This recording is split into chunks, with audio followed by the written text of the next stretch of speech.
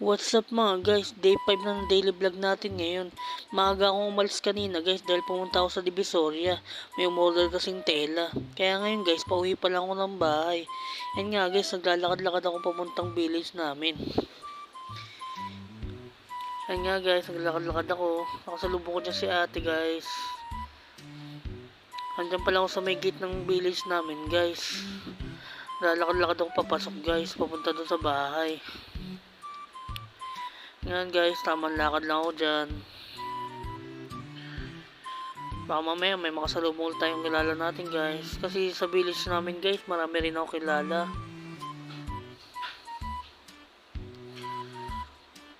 Nga guys, buti na nga lang guys, hindi mainit guys nung umuwi ako Kaya hindi nakakapagod maglakad-lakad dahil di mainit. Guys, tamang lakad lang ako dyan. Ayun si kuya guys, yung nakamotor, kilala ko po yun. Nga guys, tamang lakad lang. Bis lang nakasalubong ko si Insan. May tinong si Insan dyan guys Alam ko kung saan daw nakakabili ng SIM card. Dahil magre-register daw siya na wala daw cellphone niya. Sabi ko dun sa labas may nabibilan dun. Pakalat-kalat talaga si Insan guys. Dito sa lugar namin guys, marami tayong Insan dito guys. Ewan ko ba? Ba't marami tayong Insan dito nakatira?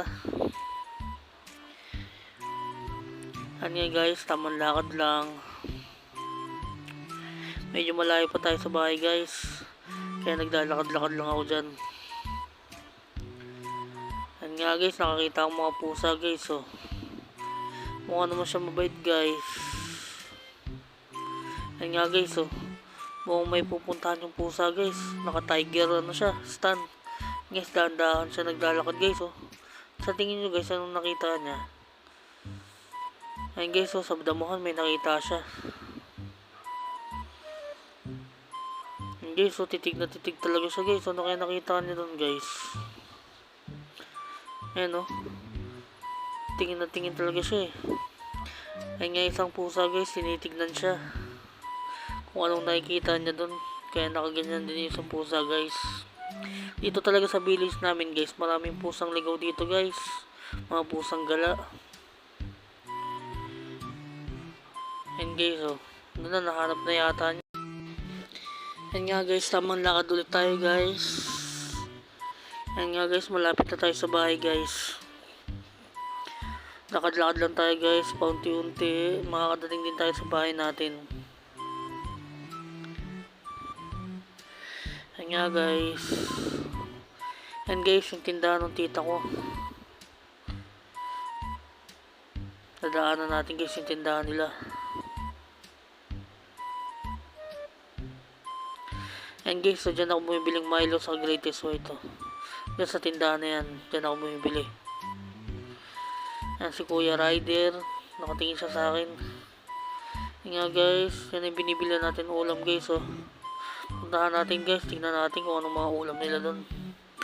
Hindi kasi ako dito nag-almusal guys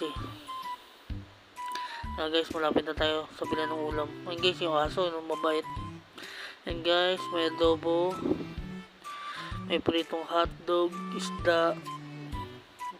Ayun guys, may pritong manok. Ayun guys, sinabawan. Ayun guys, sinigang yata yun guys Ayun pa guys, gulay.